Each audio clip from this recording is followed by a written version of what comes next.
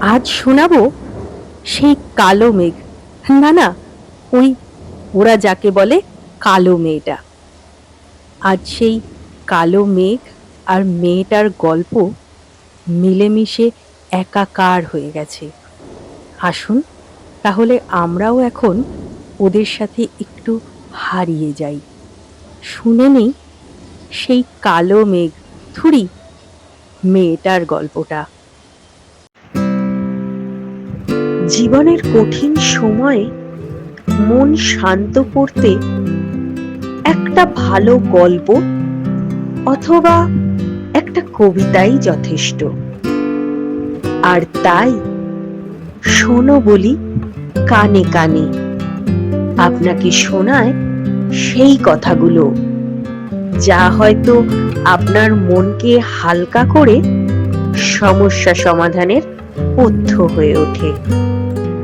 আমরা আপনার পাশে আছি শব্দের মাধ্যমে। শুক্রবার ঠিক রাত ৯টা ৫ মিনিটে আমাদের নিজস্বতা ফ্রাইডে অরিজিনালসে। পাশে থাকুন, শুনতে থাকুন। শোনো বলি কানে কানে, কান পাতলে গল্প গুজব। শুরু হচ্ছে সাংবাদিক পার্থপ্রতিম চন্দ্রের লেখা সেই কালো মেঘ থুড়ি মেয়েটা।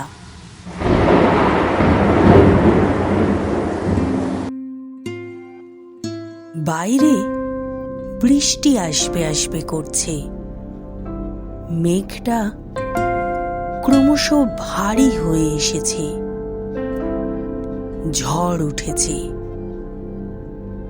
চারপাশটা কেমন একটা হালকা ঠান্ডা ঠান্ডা, আর মন খারাপের গন্ধ। ভয় লাগছে, মেঘটা কেমন যেন কালো করে আসছে। দেখ, মনে হচ্ছে যেন ঝড় আসবে। কৃষ্ণা, ছাদ থেকে জামা কাপড়গুলো তুলে নিয়ে এসো তো। কি কালো মেঘ বাবা, দেখেই ভয় করছে।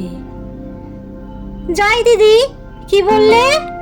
বলছি কি কালো মেঘ বাবা, দেখেই ভয় করছে। ছাদ থেকে জামা কাপড়গুলো তুলে নিয়ে এসো তো। কালো মেঘকে ভয় করো না গো দিদি। কালো মেঘের ভিতর অনেক কান্না থাকে, ভালোবাসা থাকে। কাজের মেয়েটার এই কথাটা কেমন যেন চেনা লাগে আজও। সেই সেই দিনের মতোই, যেদিন প্রথম কেউ তাকে দেখে বলেছিল, বাবা ভয় লাগছে, কালো মেয়েটা কেমন করে আসছে দেখো। ছেলেটার ফিসফিসানিটা শুনে ফেলেছিল কৃষ্ণা। ওর বুকের মধ্যে ছ্যাঁকা লেগেছিল তখন, যেন কালো মেঘ থেকে জোরে একটা বাজ তেড়ে এলো। সেই বাজটা ছিল আশাভঙ্গের। ওর গায়ের রংটা এতটাই কালো, সবাই ছবি দেখেই বাতিল করে দিত। এরাই প্রথম ওকে দেখতে এসেছিল। ও আশায় বুক বেঁধেছিল।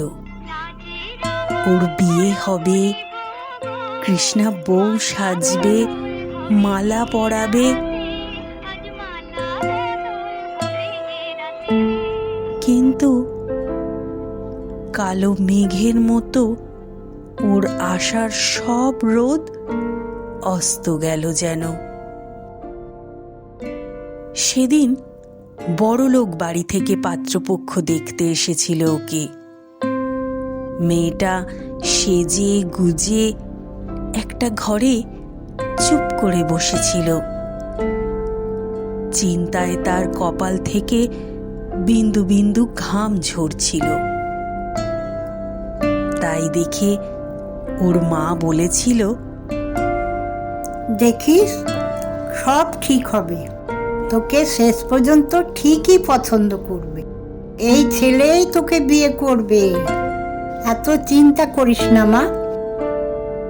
পাত্র অল্প বয়সী একটা ছেলে। কৃষ্ণাকে দেখে ভয় পেয়ে বলেছিল, আকাশে কালো মেঘ করলে যেমন হয়, মেয়েটার গায়ের রংটা তেমন। মনে হচ্ছে যেন মেয়েটা একটা কালো মেঘ।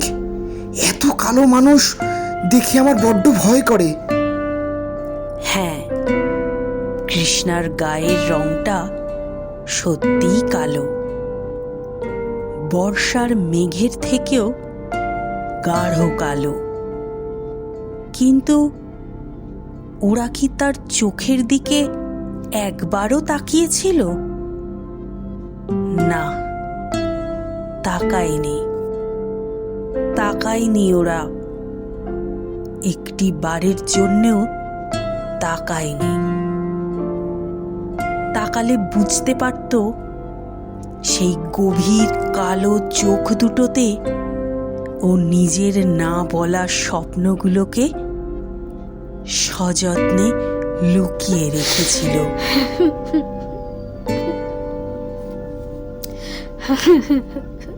সেদিন আরও কান্না চেপে রাখতে পারেনি, হাউ হাউ করে কেঁদেছিল। ভেবেছিল তার জীবন বুঝি এখানেই থেমে যাবে। কিন্তু জীবন থামে না। ওর বিয়ের আশায় আশায় ওর বাবা মারা গেল। কৃষ্ণা নিজে হাতে বাবাকে পোড়াতে গিয়ে একটা দৃশ্য দেখে নিজের জীবনের পথ বদলেছিল। ও দেখেছিল বাবার ফর্সা দেহটা চিতায় ঢোকানোর পর আগুনে পুড়ে কেমন কালো হয়ে গিয়েছিল। ও বুঝেছিল জীবনের পরিণতি ওই কালো রঙেই। তারপর থেকে ও আর বিয়ের চেষ্টা করেনি। ও ঠিক করেছিল নিজের পায়ে দাঁড়াবে। সেই ভেবে সেলাই শিখেছিল। কিন্তু গ্রামের দিকে সেলাইয়ের পসার তেমন নেই, তাই ও শহরে এলো। কিন্তু শহরে এসেও সেভাবে সুবিধা করতে পারল না। তারপর একটা খুব বড়লোক বাড়িতে মোটা পারিশ্রমিকের কাজ পেয়ে গেল। ওই বাড়ির লোকগুলোই এখন ওর পরিবার। আর ওর পরিচয়, ও ওই বাড়ির কাজের মেয়ে। ওই বাড়িতে বছর 12 একটা মেয়ে আছে। কি ফর্সা, কি সুন্দর দেখতে। আন্টি, আমার এই জামাটা পরে সুন্দর লাগছে? বলো না গো, সুন্দর লাগছে? কৃষ্ণা জানে এই মেয়েটার খুব বড় ঘরে বিয়ে হবে। ও যখন কনে সাজবে, কৃষ্ণা তখন খুব কাঁদবে, খুব খুব কাঁদবে। কৃষ্ণা হয়তো মেঘের চেয়েও কালো, কিন্তু ওর কান্নার জলটা বৃষ্টির জলের চেয়েও সাদা। ওর গ্রামে শুধু ওরই বিয়ে হয়নি, কারণ ও খুব কালো বলে। শুধু লোকে জানলো না ওর হৃদয়পুরের কথাটা। সেখানে কত মায়া জমে আছে, কত প্রেম, কত না পাঠানো চিঠি রয়ে গেছে। কিরে, চা হলো তোর?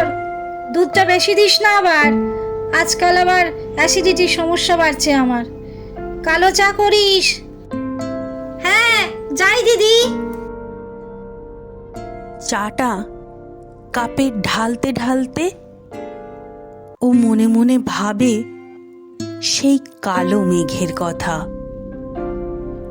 আজও মাঝে মাঝে দেখতে পায় আকাশে, কিন্তু এখন আর সে ভয় পায় না। আজ সে নিজেই এক কালো মেঘ, যে তার ছায়া দিয়ে নিজের খারাপ সময়টাকে ঢেকে রাখে। এদিকে খুব জোরে একটা মেঘ ডাকলো।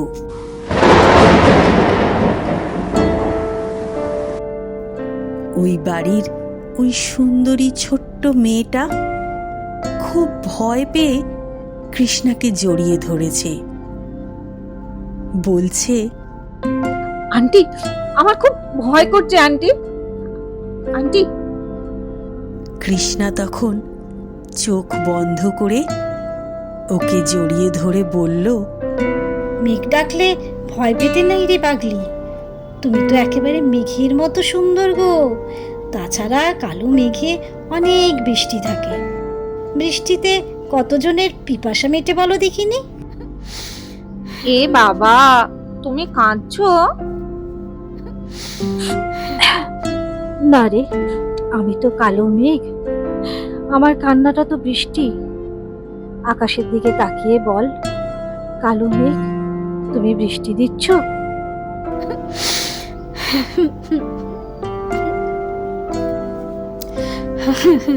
সেই কালো মেঘ থুড়ি মেয়েটা আজ বৃষ্টি নামায় তার স্মৃতির দু চোখ দিয়ে। আর আপনি শুনলেন তার গল্প, তার লড়াই, তার জীবনের এক পাতার নাম, আমি একজন কালো মেয়ে।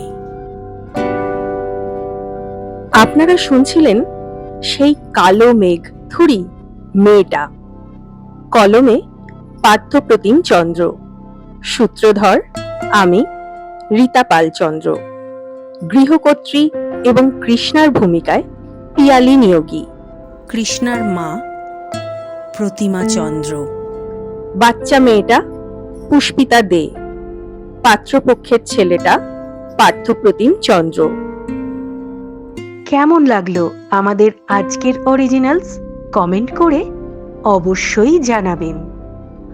আর এই রকম আরো অনেক নতুন নতুন গল্প শুনতে চাইলে আমাদের শোনো বলি কানে কানে অডিও স্টোরি ইউটিউব চ্যানেলটা সাবস্ক্রাইব করে রাখুন, যাতে আমাদের পরবর্তী গল্প সবার প্রথমে আপনি শুনতে পান।